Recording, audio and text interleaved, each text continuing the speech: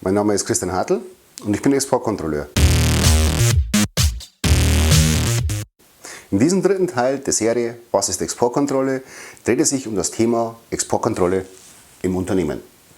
Also wie ist eine Exportkontrollorganisation aufgebaut und wo und wie greift die Exportkontrolle in ein Unternehmen ein? Hierzu eine kleine Agenda. Erstens, wo ist die Exportkontrolle bzw. die Exportkontrollorganisation im Unternehmen angesiedelt? Zweitens, an wen berichtet die Exportkontrolle? Drittens, wie ist die Exportkontrolle aufgebaut? Und viertens, wo und wie greift die Exportkontrolle in ein Unternehmen ein? Beginnen wir mit dem ersten Punkt. Wo ist die Exportkontrolle im Unternehmen angesiedelt? Also in welcher Abteilung? Die Exportkontrolle kann eine eigenständige Stabsabteilung oder ein Teil der Rechts- und Compliance-Abteilung sein. Im Grunde ist dies natürlich jedem Unternehmen freigestellt. Sie sollten jedoch darauf achten, dass Sie keinen Conflict of Interest verursachen.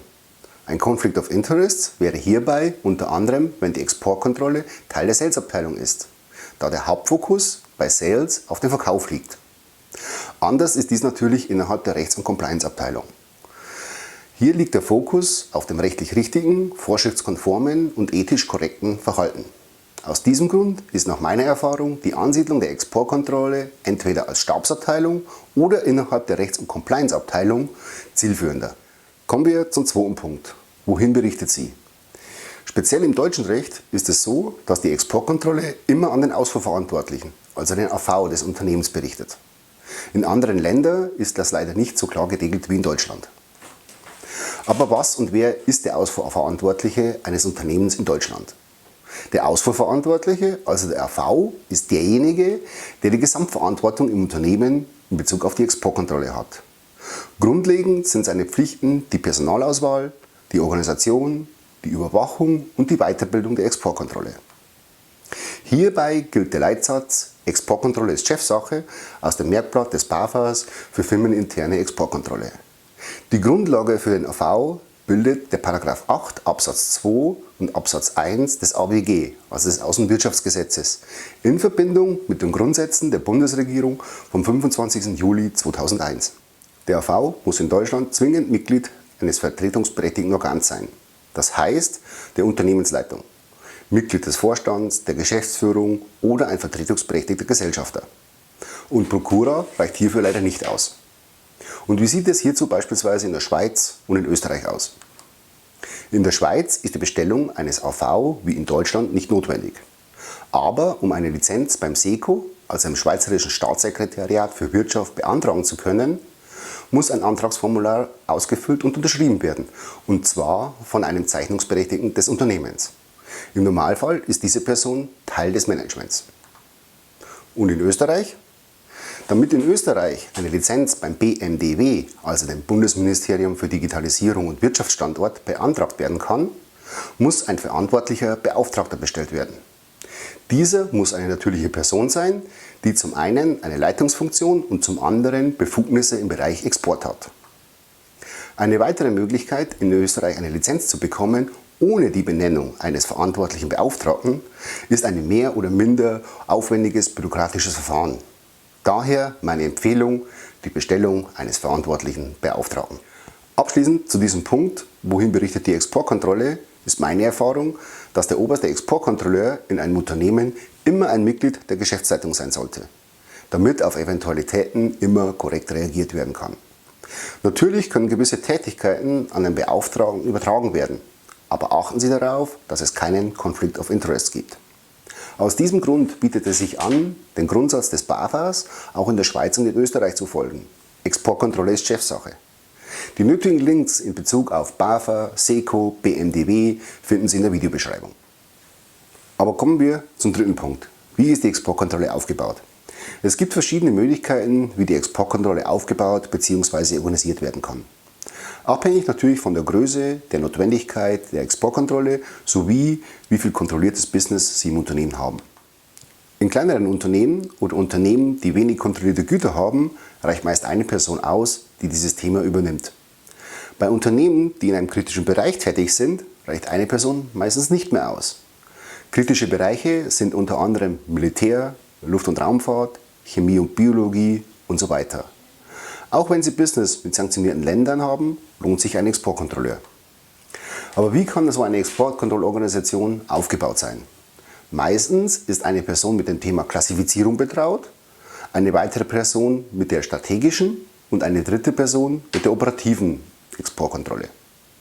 Hierzu stelle ich Ihnen 3 verschiedene Möglichkeiten vor, wie die Exportkontrolle in einem Unternehmen umgesetzt werden kann.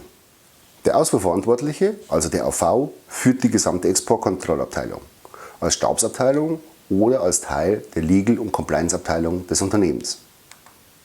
In der ersten Option, wie Sie in dem eingeblendeten Bild sehen, ist der Ansatz eine Aufteilung der Exportkontrolle in die operative, die strategische und die Klassifizierung.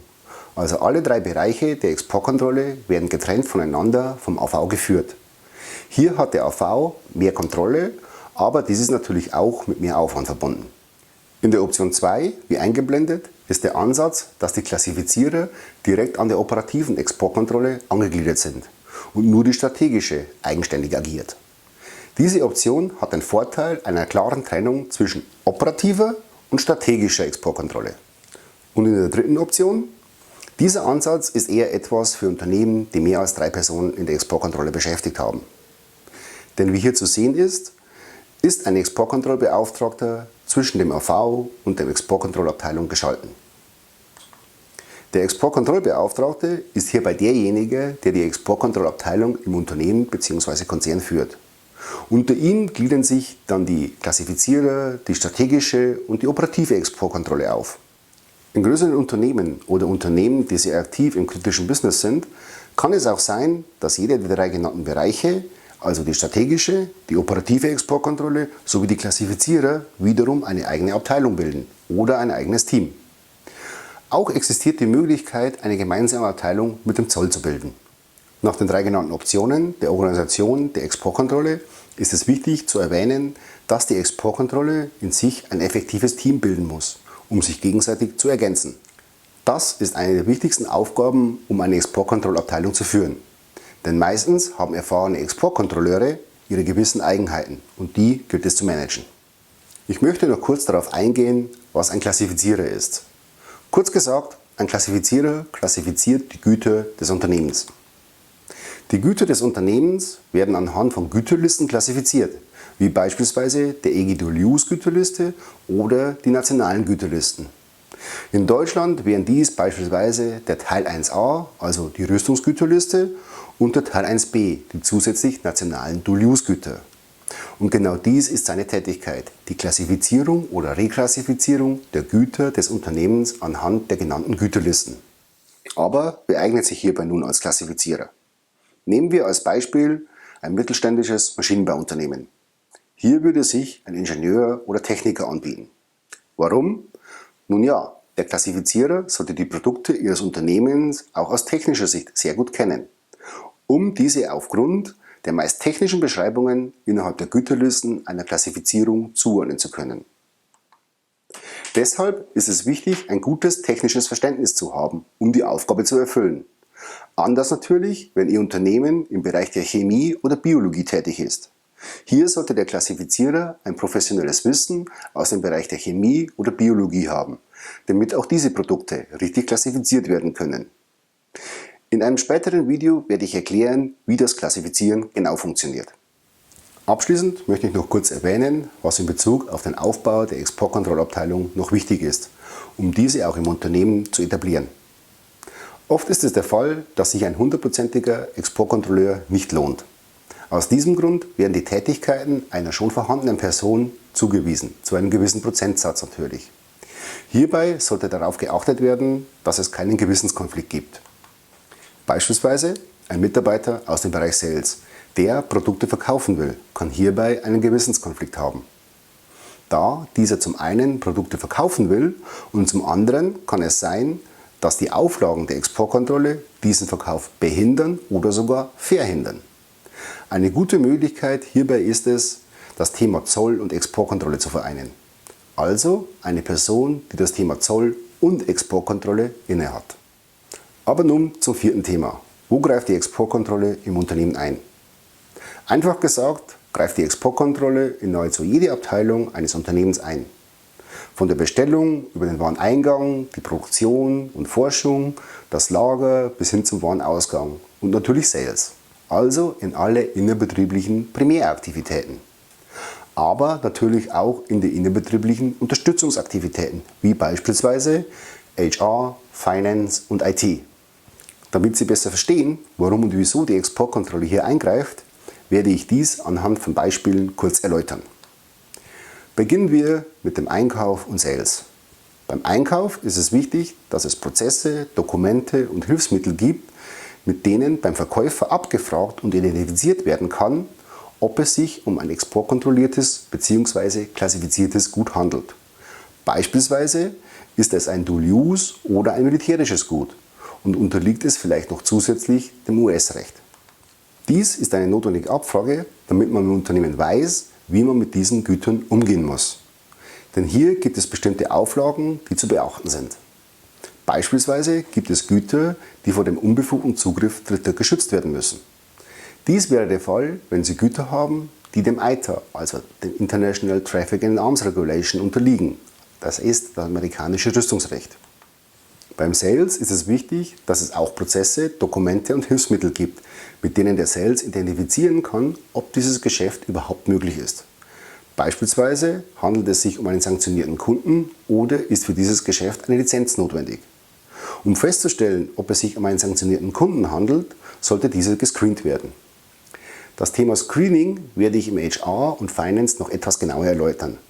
Und falls eine Lizenz zur Lieferung notwendig ist, ist es wichtig zu wissen, dass bis man eine Lizenz vom BAFA bekommt, unter Umständen schon 3 Monate oder mehr vergehen können. Wie Sie sehen, ist es wichtig, die Exportkontrolle frühzeitig einzubinden, damit ein reibungsloser Ablauf gewährleistet werden kann. Kommen wir nun zum Warenein- und Warenausgang. Der Wareneingang muss hierbei anhand des Lieferscheins wissen und identifizieren können, wann es sich um ein klassifiziertes Gut handelt und wie er mit diesem Gut umzugehen hat. Und genauso auch beim Warenausgang. Dieser muss unter anderem wissen, wie beispielsweise ITAR-Güter bis zur faktischen Lieferung verwahrt werden müssen. Innerhalb der Produktion und Forschung müssen Mitarbeiter geschult werden. Wenn sie ein kontrolliertes, also ein klassifiziertes Gut haben, wie damit umzugehen ist und welche Auflagen zu beachten sind. Beispielsweise bei US-Gütern kann es sein, dass nicht jeder Mitarbeiter mit diesen Gütern arbeiten darf. Hierzu das Stichwort ITAR, das US-Rüstungsrecht. Bei der Forschung kommt zusätzlich noch der Daten- und Informationsaustausch hinzu. Hierbei ist gemeint, dass nicht nur physische Güter kontrolliert sind, sondern auch Daten, Software und Technologie. Auch hierzu gibt es staatliche Auflagen und Verbote. Wie beispielsweise Technologie, die unter Teil 1a fällt, also eine deutsche Rüstungstechnologie ist. Damit keine Lizenz notwendig ist, muss diese Technologie in Deutschland gespeichert werden und auch der Zugriff darf nur innerhalb Deutschlands erfolgen. Alles andere benötigt eine Lizenz, wie beispielsweise der Zugriff aus dem Ausland. Bei HR und Finance kommt das Thema Screening ins Spiel. Aber was ist mit Screening gemeint? Als Screening bezeichnet man den Abgleich mit nationalen und internationalen Sanction Party oder Dine Person Lists. Diese Listen werden von den Behörden zur Verfügung gestellt und durch Provider als Paket inklusive Tool angeboten. In diesen Listen befinden sich unter anderem sanktionierte Personen und Unternehmen. Die Aufgaben von HR ist hierbei beispielsweise das Screenen von Bewerbern, um Sorge zu tragen, dass nicht gegen ein Embargo oder Sanktionsauflage verstoßen wird. Natürlich kann auch die gesamte Belegschaft gescreent werden, aber das würde ich nur empfehlen, wenn Sie in einem beispielsweise rüstungssensiblen Bereich tätig sind. Im Finance werden die Finanzinstitute gescreent, um sicherzustellen, dass kein Geld an eine sanktionierte Bank überwiesen wird. Kommen wir zum Schluss noch zur IT. Die IT hat eine mehr oder minder wichtige Aufgabe. Sie muss Sorge tragen, dass alle rechtlichen Anforderungen in Bezug auf Datentransfer, Datenspeicherung und Datenzugriff sichergestellt sind. Wie zuvor schon erwähnt, deutsche Rüstungsdaten dürfen nur in Deutschland gespeichert werden.